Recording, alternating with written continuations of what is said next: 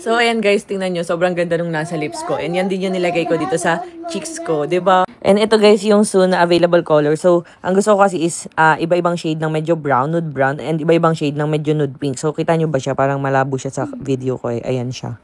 Ayan. O, diba? Ang ganda guys. So, ito rin yung nilagay ko sa lips. Tingnan nyo, oh.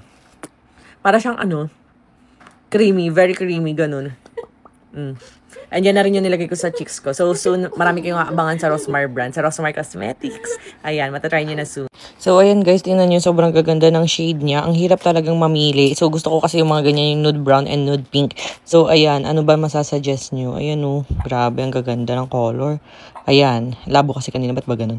So, ito, ang ganda ng mga nude pink. And ito naman yung mga nude brown. So, pipili lang tayo dito sa medyo magkaka-shade. Ayan, ang ganda guys, tingnan nyo naman, lalo na pag blended mo to sa cheeks mo, oh. Oy, ganda guys. And ayan, check naman natin kung waterproof siya guys. Ay, grabe oh. Waterproof siya. Oh, diba? Ganda guys.